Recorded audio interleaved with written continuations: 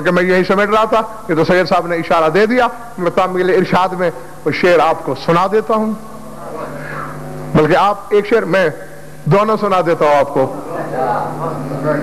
بلکہ چلیے 3 سنا دیتا ہوں۔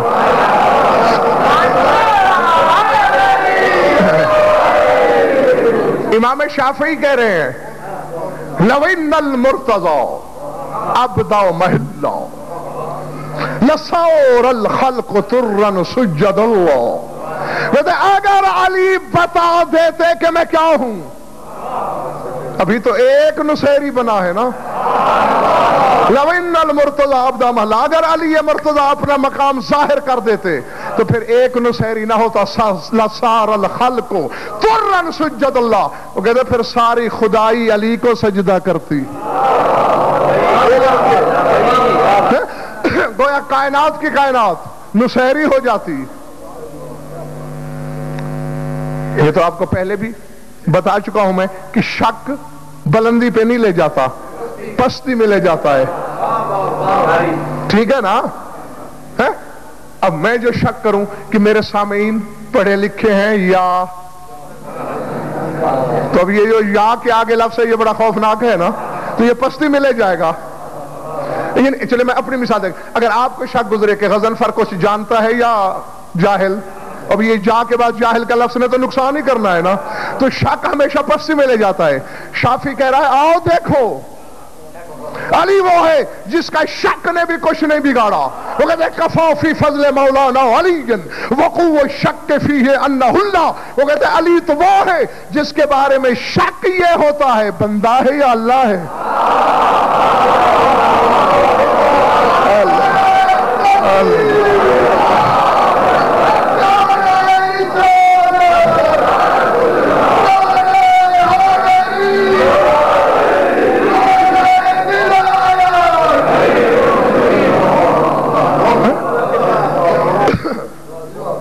جسے شک اور بلند کرے،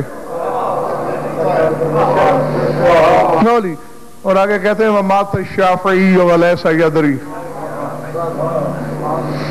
عَلِيٌّ رَبُّهُ أَمْ رَبُّهُ اللَّهُ، وہ کہتے ہیں میری موت آ گئی اور آج تک مجھے پتا نہ چلا کہ میرا رب علی ہے یا جلی ہے۔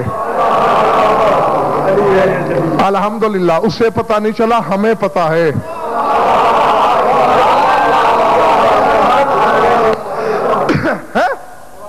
ہم جلی کو جلی مانتے ہیں، علی کو علی مانتے ہیں، اور یہی امتحان ہے اسلام آباد والوں کہ جہاں جہاں دیکھو علی کو نہ شک پہ دل دھڑکاؤ، نہ علی کو اللہ سمجھو، نہ مخلوق کے ساتھ ملنے دو،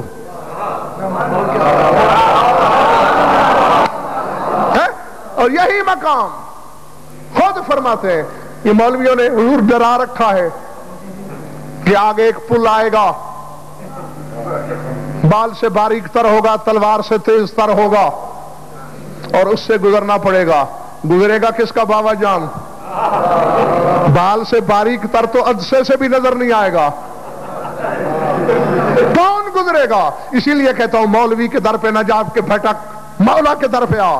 جب مولا سے بات کی تب کوفہ کی مسجد اعظم سے خطیب ازل کی آواز آ رہی تھی کہ الصراط الذی هو ادق من الشعر واحد من السیف واظلم من اللیل هي معرفتنا اہل البیت، فرمایا وہ صراط جو بال سے باریک تر ہے، جو تلوار سے تیز تر ہے، اور جو رات سے زیادہ اندھیری ہے، وہ کوئی پل شل نہیں ہے، وہ ہم 14 کی معرفت ہے۔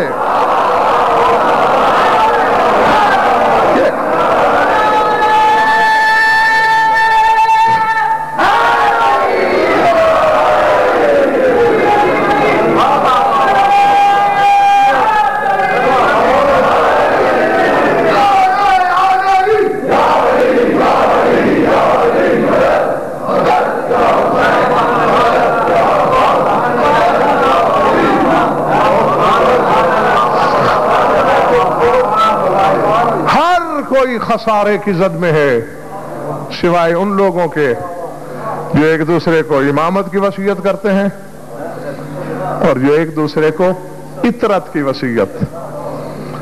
امامت کی وصیت تو یہ ہے، اور اطرت کی وصیت کیا ہے؟ جو ایک دوسرے کو کہتے ہیں اپنے غم بھلا دیا کرو. اللہ اکبر، اللہ اکبر، العظمت للہ.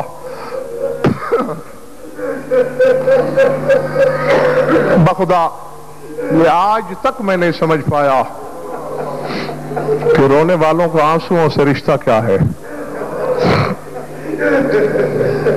منبر کی قسم یہ کوئی اغراق و تعلی نہیں، کوئی خطیبانہ حاشیہ آرائی نہیں ہے، واقعی میری سمجھ میں نہیں آیا. فضائل میں کبھی نہ کبھی ہمیں لڑنا پڑ جاتا ہے سامعین سے کہ میری طرف دیکھو، ادھر توجہ کرو. اللہ جانے راز کیا ہے کہ ادھر آنسوؤں کی بات چلی، آنکھوں کے بادل برس پڑے. بس لے دے کہ صرف اتنا ہی سمجھ میں آ سکتا ہے چونکہ یہ آنسو حسرت ہیں علی کی بیٹی کے. العظمت للہ، العظمت للہ. ہاتھ ملتی گئی اور معتبر کتابوں میں پڑھا ہے کہ آج تک بھی جب کسی مجلس میں تشریف لاتی ہے علی کی بیٹی، پردے میں جاتے جاتے قدم رک جاتے ہیں اور عزاداروں کی طرف دیکھ کے یہی خطاب فرماتے ہیں: حسین کو رونے والوں، شام سے صرف شبیر کو رونے آئی ہوں. فرمایا میری آمد کا اور کوئی مقصد نہیں، صرف اکبر کے بابا کا پرسہ لینے آئی ہوں. فرماتے ہیں میرا فاصلہ بھی دیکھو، میری حسرت بھی دیکھو، مجھے بے آس کر کے نہ بھیجنا. العظمت للہ. بس مولا تمہارے آنسو منظور کرے، میرے پاس سوائے دعا کے کچھ نہیں. بس درد کی ایک تصویر تمہارے سامنے لانا چاہتا ہوں تاکہ مجلس کی وارث راضی ہو جائے، میری اور تمہاری ہم دونوں کی نجات پکی ہو جائے. بس یہی بیٹھے بیٹھے تصور کرو، ایک دربار ہے، دربار پر کے تخت پر کوئی فرعون ثانی ہے اور اس کے سامنے پا بزنجیر شرافت کو شرافت سکھانے والا کھڑا ہے. اللہ اکبر. یقیناً رونے والوں کے دل بڑے نازک ہوتے ہیں، زیادہ چوٹ لگے تو للہ مجھے معاف کر دینا. دربار کون سا ہے؟ کوفے کا. تخت پہ کون ہے؟ ابن زیاد. اور سامنے کون کھڑا ہے؟ زمانہ جسے غیرت کا خدا کہتا ہے، حسین کا لہو رونے والا بیٹا. العظمت للہ، العظمت للہ. سر اٹھایا ابن زیاد لعین نے، اہل دربار کی طرف دیکھ کر کہتا ہے: اے اہل دربار، جانتے ہو یہ ابو تراب کی ذریت ہے. بالکل وہی کتاب کے فکرے تمہیں سنا رہا ہوں، سیدھا سیدھا ترجمہ پڑھ رہا ہوں عربی عبارت کا. کہا یہ ابو تراب کی ذریت ہے. جس کسی نے ابو تراب سے کوئی بدلہ لینا ہو، میں ضامن ہوں آج تمہارا ہاتھ کوئی نہیں روکے گا، علی کی اولاد سے بدلہ لے لو. دربار کے کونے سے ایک شخص اٹھا، پھر ہاتھ جوڑتا ہوں، چوٹ پڑے تو اپنی قوم کا وکیل سمجھ کے معاف کرنا. ملعون کہتا ہے: ابن زیاد، میں نے علی سے تو کوئی بدلہ نہیں لینا. کربلا میں 9 محرم میں جب حسین احتجاج کر رہے تھے، میں سامنے کھڑا تھا، تلخ کلامی ہوئی. حسین نے میری اونٹنی کو چابک مارا، جو میری اونٹنی کو نہیں لگا میری پشت پہ لگا. میں حسین سے بدلہ لینا چاہتا ہوں. میں نے فکرہ پڑھ دیا، تم نے سن لیا. تاریخ بتاتی ہے جیسے ہی علی کی بیٹی زمین پہ بیٹھی تھی، ہتھیلیاں ٹیک کے اٹھی، تڑپ کے بیوی نے کہا: سجاد، کیا اب میرے مرے ہوئے بھائی کو چابک مارے جائیں گے؟ پہلے 13 ضربوں سے گلا کاٹا، کیا اب مرنے کے بعد اکبر کے بابا کو تعزیانے لگیں گے؟ اور رونے والوں، سید سجاد نے قدم آگے بڑھایا، کہ پھوپھی گھبرائیے نہیں، بازار میں دادا کے بدلے میں نے دیے، اپنے غریب بابا کا بدلہ بھی میں ہی چکاؤں گا۔ ایک قدم آگے بڑھ کے سجاد کہتے ہیں، ابن زیاد بلا اپنے درباری کو، ایک چابک کے بدلے جتنے چابک مجھے مارنا چاہے، میری پشت حاضر ہے، بس اتنی تکلیف کرے کیونکہ میرے ہاتھ مصروف ہیں، میری پشت سے میرا کرتا اٹھا لے۔ اب میں فکرہ کہنے لگا ہوں، ہے میرا اشارہ سمجھ میں آ گیا تو قبر میں بھی ماتم کرو گے۔ کتابیں بتاتی ہے بلا تشبیہ کرتا ہٹایا گیا بیمار کربلا کی پشت سے، اس درباری کو ابن زیاد نے تازیانہ پکڑایا، یہ لہو رونے والے کے بلا تشبیہ پیچھے آیا۔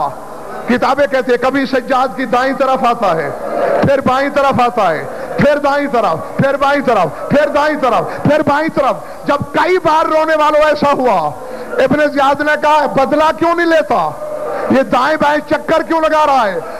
تازیانہ پھینک دیا، وہ ظالم تھا، منہ پہ ماتم کر کے کہنے لگا ماروں بھی تو کہاں ماروں، اس مظلوم کی پشت پہ تو ایک چابک کی جگہ خالی نہیں۔ اللہ جانے کربلا سے اس شہر کے آتے آتے اس مظلوم کے پشت پر اتنی سطریں لکھی ہوئی ہیں، چابک کے لیے جگہ نہیں چھوڑی۔